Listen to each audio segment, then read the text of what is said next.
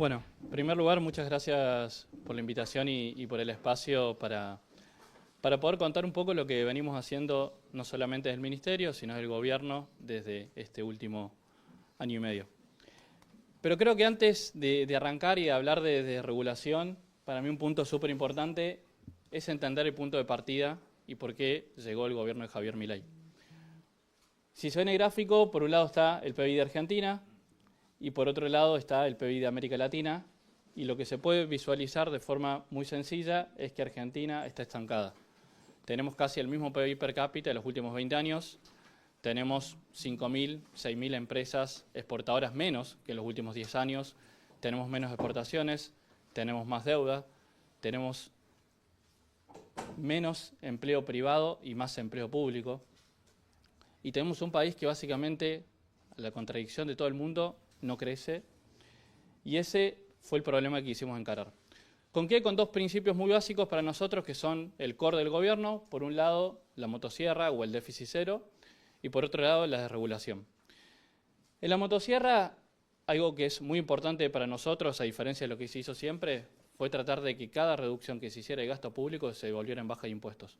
Nosotros el año y medio que llevamos, no solamente se eliminó el impuesto al país, se bajaron los derechos de exportación a los productos industriales, se redujeron derechos y aranceles a bienes de capital, se bajó la inflación. Entonces, gran parte del plan económico y por qué dentro del primer año, si bien se logró bajar un 30% el gasto público, el PBI no solamente que no cayó, sino creció 6 puntos de punta a punta, se debió a esta baja o esta recomposición de entender que cada parte de que uno logra con la baja de impuestos es devolverle el dinero a cada uno de los ciudadanos y a cada una de las empresas. Y después la desregulación, entendiendo que Argentina es uno de los países que ahora vamos a entrar un poquito en la normativa y que fue lo que nos encontramos con mayores regulaciones y que atrás de esas regulaciones hay agentes de poder que lo que buscan es generar una renta extraordinaria a partir de diferentes tipos de normativas. Para hacer un pequeño repaso, cuando hablamos de superávit, parte de lo que venimos a nosotros haciendo con el Ministerio y que nosotros llamamos la motosierra fue, en primer lugar, reducir la estructura política. Reducimos casi un 30-40% de la cantidad de cargos públicos, es decir, se redujeron la cantidad de ministerios, secretarías, subsecretarías y direcciones nacionales. Y no solamente se hizo una limpieza, si quieren, a nivel funcionario, sino también se hizo una revisión área por área, que todavía lo estamos haciendo, en donde en lo que llevamos ya de un año y medio, 2 años de gobierno, se eliminaron más de 400 áreas que cuando empezamos a revisar lo que hacían no tenía sentido, no era un rol que tenía que tener el Estado, y por eso se fueron eliminando no solamente las áreas, sino también desvinculando el personal que estaba adentro. Como con un principio muy básico de el Estado Nacional no tiene que hacer actividades que pueda hacer el sector privado. Entonces cualquier área del gobierno que decía una actividad que podía hacer el sector privado, se dejaba de lado. Y esto viene acompañado con una reducción del empleo público que en lo que vamos del año y medio ya llevamos reducido en 60.000 personas la planta del gobierno de la Administración Pública Nacional, que cuando uno lo pone en porcentaje es más o menos aproximadamente el 15% de los trabajadores. Y algo también que se observa es que no fue un proceso que inició el primer día y ahí se estancó o se revirtió, sino que es un proceso continuo en donde todos los meses estamos dando alrededor entre 2.000 y 3.000 bajas de trabajadores, con la misma lógica de que estamos revisando organismo por organismo, ministerio por ministerio, y vamos revisando las funciones de cada una de las áreas. Pero el foco central que quería hacer hoy era en lo que es de regulación y entender un poco el core de lo que nos pasa en Argentina y que creo también es reflejo de muchos países de América Latina. Que uno cuando mira a Argentina dice es un país estable, pero no es un país estable simplemente porque tenemos el mismo PBI hace 20 años, sino también porque uno mira a los políticos y son los mismos políticos hace 20, 30 años, uno mira a los sindicalistas y son los mismos sindicalistas hace 20, 30 años, uno mira a los empresarios y son los mismos empresarios hace 20, 30 años. Entonces hay un status quo y hay una sociedad que encontró en la normativa, en los decretos, en las leyes, una posibilidad de obtener una renta extraordinaria. ¿Cómo? Yendo en contra de la competencia, limitando la competencia, generando restricciones, generando burocracias, y lo único que se terminaba perjudicando era el consumidor. Entonces, lo que entendimos que la única forma que el gobierno de Javier Milei tuviera éxito era romper esta triada de poder en donde diferentes actores, y creo que viene quedando muy claro en el último mes, van a hacer lo imposible para defender su renta y van a hacer lo imposible para mantener ese status quo y esas normativas que le dan esos beneficios. Uno cuando se pone a ver, entonces, cómo fue el proceso que hicimos nosotros para empezar este proceso de regulación junto a Federico, un año antes de iniciar el gobierno, agarramos todas las leyes del país en un documento que se llama el Digesto, están listadas las más de 4.400 leyes que tiene nuestro país, y empezamos a revisarlas una por una. Empezamos a leer una por una y las clasificábamos en amarillo, verde o rojo. Rojo si considerábamos que una ley que había que derogar porque iba en contra de la competencia, en contra de la innovación o en contra de la libertad. Amarillo si considerábamos que había que modificarla y en ese caso modificábamos cuál era la redacción de cada una de las leyes. Y verde si considerábamos que la ley era una ley correcta.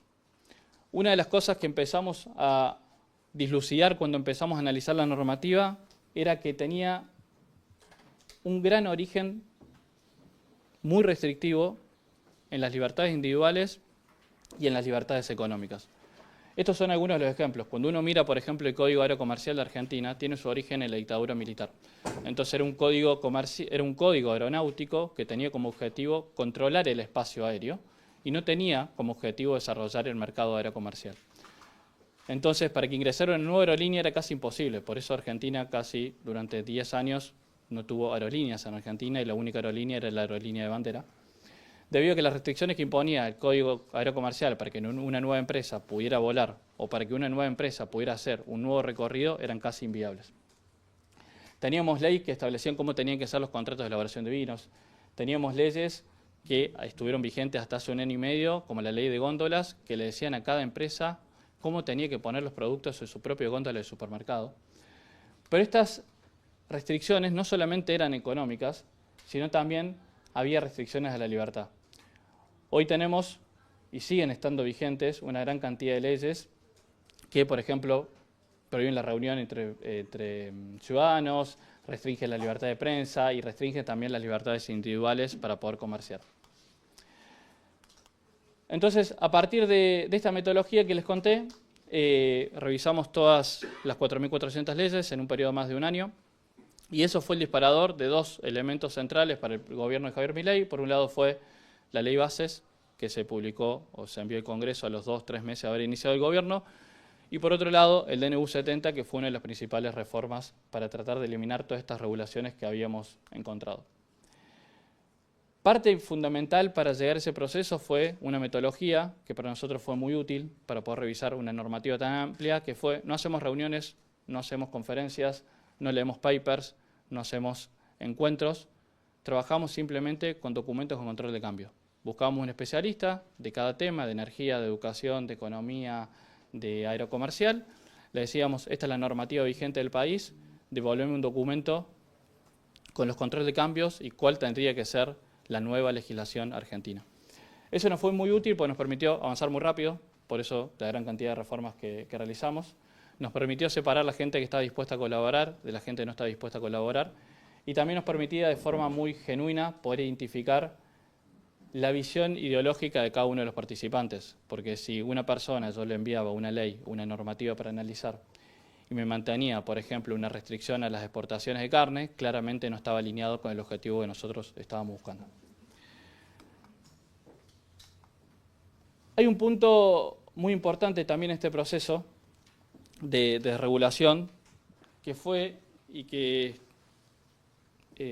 creo que la palabra que mejor lo ilustra, es entender que la normativa es un monopolio. Y la normativa es un monopolio porque cuando una empresa o un ciudadano tiene que hacer un trámite contra el Estado, no le queda otra alternativa. Está atado a las reglas que fija el Estado. Entonces, uno de los grandes problemas que hay es que cuando en un mercado yo estoy con un monopolio, el costo termina siendo mayor al costo marginal, y si la normativa es muy mala, como termina pasando en Argentina, lo que termina sucediendo es que los ciudadanos y las empresas terminan enfrentando costos muy altos por esa normativa. Porque generalmente, y nuestro día a día lo que vemos es el burócrata, el trabajador de un organismo público, tiene un gran cuidado para evitar los riesgos, pero nunca pondera el costo que le genera esa normativa a cada una de las empresas y a cada uno de los ciudadanos. Siempre piensan el riesgo que quieren evitar y ponen sobre la mesa todos los peligros que busca resolver con esa normativa, pero nunca ponen del otro lado de la balanza el daño y el costo que le genera a cada una de las empresas y a cada uno de los ciudadanos. Entonces, entendiendo que la normativa es un monopolio, algo que empezamos también a incorporar en este proceso de revisión normativa fueron dos elementos. Uno, repensar la normativa desde una pregunta muy elemental, que es ¿cuál es el rol del Estado? Nosotros antes de revisar una normativa no agarramos, y voy a dar un ejemplo que nos pasó, fue la normativa de frutohortícolas de SENASA. No agarramos la normativa y revisamos artículo por artículo, sino que nos hacemos antes una pregunta previa que es ¿cuál es el rol del Estado en este mercado, en esta situación? Y si el Estado tiene que intervenir, porque muchas veces la respuesta es que no. Entonces, cuando empezamos a analizar el rol de fruto hortícola, porque un productor nos dijo que básicamente no podía exportar por la normativa argentina, nos descargamos toda la normativa, eran básicamente 2,5 kilos de normativas, 400 páginas. Empezamos y con Federico Sturzenegger, que es el ministro, dijimos, bueno, si revisamos esto artículo por artículo, no vamos a llegar a un buen equilibrio, no vamos a llegar a un resultado exitoso. Entonces hagamos algo más disruptivo, que fue cuál es el rol del Estado en lo que son los alimentos. Y no, la única conclusión, o hablando con diferentes especialistas, lo único que tenía que garantizar el Estado era la trazabilidad de los alimentos. Porque si había una peste, eso podía generar un peligro sanitario y por lo tanto uno tiene que tener la trazabilidad de todos los alimentos, de dónde se originan, de dónde se producen y a quién se vendieron. A partir de eso, en vez de agarrar la normativa existente, escribimos una normativa totalmente nueva. Esa normativa nueva, la tengo acá. La pila de la derecha es la normativa antigua, la normativa nueva es la que está al lado, pasamos como de 2,5 kilos a 90 gramos. Y eso fue un alivio muy grande para el sector fruto-hortícola. Digo, llegó al extremo, y para que vean los ejemplos irrisorios que a veces uno se encuentra, y parecen, y son reales, porque uno si tuviera que poner a imaginarlos, yo creo que ni García Márquez se le ocurre estas historias. En Argentina, por ejemplo, para exportar sandía o para exportar ajo, el Estado Nacional te decía la calidad. Si, por ejemplo, el ajo no tenía el tamaño que el Estado Nacional te decía, vos estabas prohibido exportarlo, y teníamos productores de ajo que decían, Maxi, yo exporto esto a Corea del Sur para hacer puré. No importa el tamaño de la cabeza del ajo, pero el Estado Nacional se los prohibía. El Estado Nacional definía cómo tenía que ser el empaque, y esto nos pasó con las sandías. SENASA establecía una forma de empaque que las sandías tenían que exportarse con una red plástica, y teníamos una empresa que quería vender a Paraguay. El productor de Paraguay no quería ese envase, y el productor tuvo que incurrir en más de $2,000, $3,000, $4,000 en embalar las sandías, cruzar el camión por la frontera, descargar la mercadería, sacarle el envase que exigía el gobierno argentino para entregársela al productor, al consumidor, como se le había pedido. También había normativas que le decían al productor cuándo podía producir. Entonces, ¿qué vulneración más grande que el derecho de propiedad privada, que tener un campo, poder producir y no poder decir cuándo yo producir, cuándo sembrar y cuándo cosechar, y tener que estar atado a las decisiones de un burócrata sentado en una oficina? Entonces, parte de estas historias son lo que nos encontramos día a día, y creo que un elemento fundamental del proceso de regulación fue esto. Por un lado, enfocarnos en la pregunta de cuál es el rol del Estado y no tomar nada por dado. Segundo, entender que las regulaciones son un monopolio y que una de las mejores formas también de romper ese monopolio es generando competencia.